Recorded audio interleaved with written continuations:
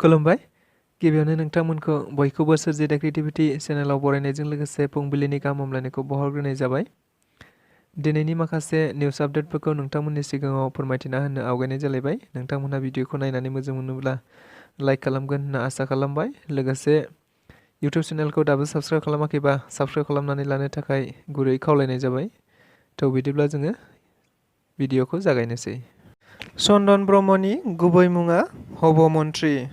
नंगौ, बे बाथ्राखौ बुंथिनानै होदों BPFनि गाहाय हाग्रामा महिलारि बिथाङा। मिथिनो मोननाय बायदिब्ला आथिखालाव BPF राजखान्थि दोलोआबो फैबाय थानाय 2024 मायथाइयाव जानो गोनां MP बिसायख'थिखौ नोजोर बोनानै BPF राजखान्थि दोलोनिफ्राय गासै मोनबा बियाबाव बिजाथि फसंनायखौ नुनो मोननाय जादों। थिग बेबायदिनो बिथांमोनहा दायो क'क्राझार आरो दरं उदालगुरि मोननै बियाबखौ गावसोरनि थाखाय देरहाथारगोन होननानै बिथांमोनहा दाबि दैखांबाय थादों। थिग बेबायदिनो मैयाबो मोनसे हाबाफारियाव बाहागो लानानै BPFनि गाहाय हाग्रामा महिलारि बिथाङा खौरांगिरिफोरनि गेजेराव बुंथिनानै होनाय बायदिब्ला थारैनो दरं उदालगुरि आरो क'क्राझार लकसभा बियाबाव BPF राजखान्थि दोलोआ जोबोद गोरलैयैनो देरहागोन होननानै बिथाङा बुंथिनानै होनायखौ नुनो मोनदों। लोगोसे खौरांगिरिफोरनि सोंनायाव बुंथिनानै होनाय बायदिब्ला थारैनो चन्दन ब्रह्मखौ जों बयबो हब'मन्त्री होननानैसो मिथियो।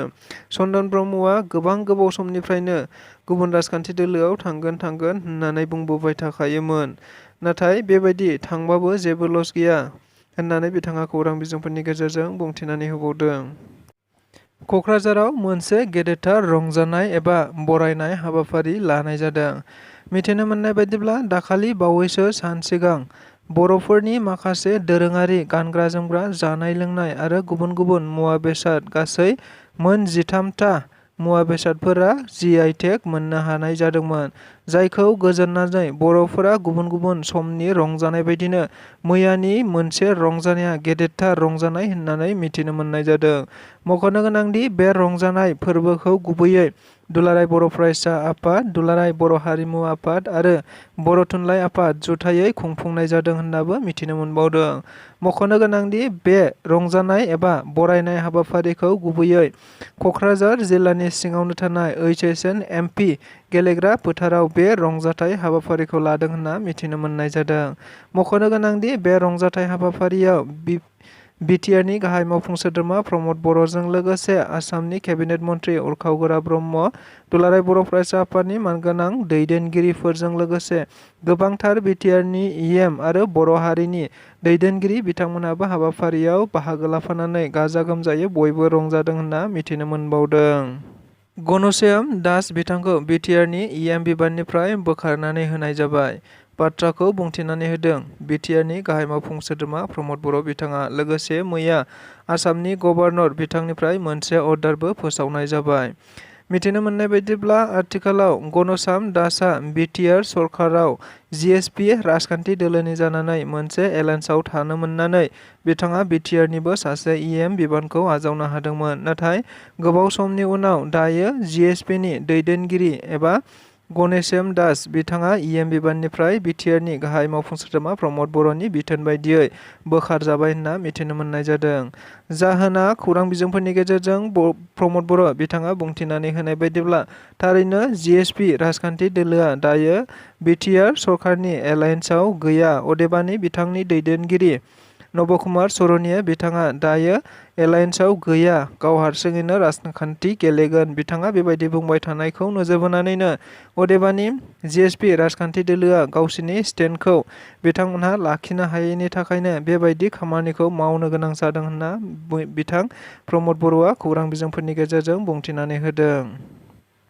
फैगौ क'क्राझार लकसभा बियाबाव आम आदमि पार्टीआ थारैनो BPF राजखान्थि दोलोखौनो हेफाजाब एबा मदद होनाय जासिगोन। नंगौ, बे बाथ्राखौ बुंथिनानै होदों आम आदमि पार्टीनि क'क्राझार लकसभा बियाबनि बिजाथि कनकेश्वर हाज'वारी बिथाङा।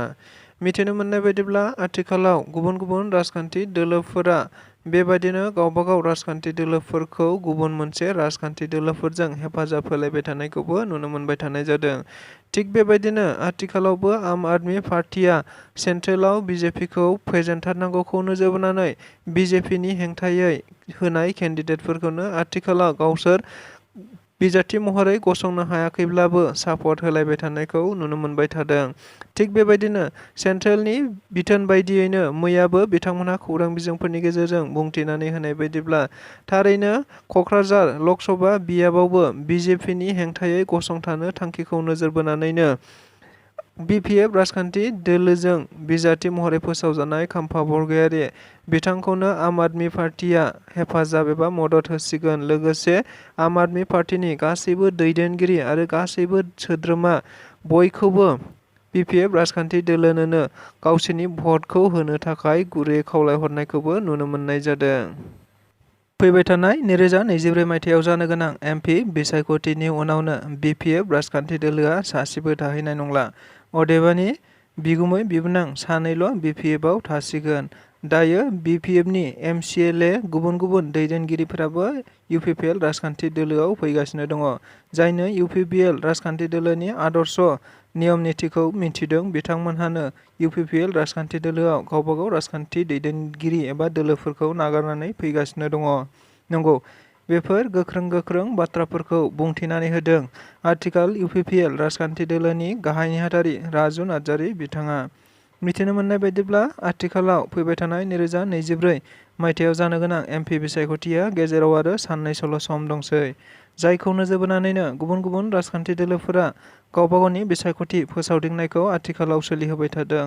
थिग बेबायदिनो इउपिपिएल राजखान्थि दोलोआबो दायो गुबुन गुबुन समाव गुबुन गुबुन बिसायख'थि फोसावदिंनाय मेल मिटिं लानाय बायदिनो मैयाबो फिन बिथांमोनहा आरोबाव मोनसे जुमदुवार ब्लकनि सिङाव बिसायख'थि फोसावदिंनाय हाबाफारि लानाय जादोंमोन। जेराव इउपिपिएल राजखान्थि दोलोनि गाहाय नेहाथारि राजु नार्जारि बिथाङा हाबाफारियाव बाहागो लाफानानै खौरांगिरिफोरनि सिगाङाव बुंथिनानै होनाय बायदिब्ला थारैनो दायो एनडिएनि केन्डिडेट जयन्त बसुमतारी बिथाङा गोबांथार बहरनि फारागथियाव देरहानो थांगासिनो दङ। जायखौ नोजोर बोनानै बिथाङा बुंथिबावनाय बायदिब्ला थारैनो बिसायख'थिनि उनावनो बिपिएफ राजखान्थि दोलोआ लरग' थरग' जानो थांगासिनो दङ। अदेबानि बिपिएफआव बिगुमै बिबोनां सानैल' थाहैसिगोन। गुबुन माखासेफोरा दैदेनगिरि सोद्रोमा बयबो इउपिपिएल राजखान्थि दोलोनि आदर्शखौ मोजां मोननानै दायो इउपिपिएल राजखान्थि दोलोआव फैगासिनो दं होननानैबो बिथाङा खौरां बिजोंफोरनि गेजेरजों बुंथिनानै होनायखौ नुनो मोनबावदों। जोंना बिपिएफ हान्जाया नैबे इलेक्सन जोबबानो थानाय नंला। बिथांमोना लरग' थरग' जाजोबसिगोन। लास्टआव बिगुमैजों बिबोनांजोंल' थासिगोन। गासिबो जोंनावनो फैजोबसिगोन। चन्दन ब्रह्मआनो जा गुबुनानो जा बयबो जोंनाव हाबफैजोबसिगोन। जायनो इउपिपिएलनि निति आदर्शखौ मानियो बिथांमोना सनमान होयो बिथांमोनानो जोंनि इउपिपिएल हान्जायाव हाबफैजोबसिगोन। आरो जिहेथु जोंनि बड'लेण्डनि आइजोफ्रा जोंनि हाग्रामा महिलारि सारखौ गाज्रि मोनजोब्बाय। बिथाङा थलासे सना होनो नागिरदोंमोन, होआखै। ओंखायनो आइजोफ्रा गाज्रि मोनजोबनानै दा बयबो जोंनि इउपिपिएल हान्जाजों आरो ट्रेक्टरावनो भट होनो थाखाय दिनै थियारि जाजोब्बाय। बे थगायनायनि सायावबो रायजोफ्रा रागा जोंजोब्बाय।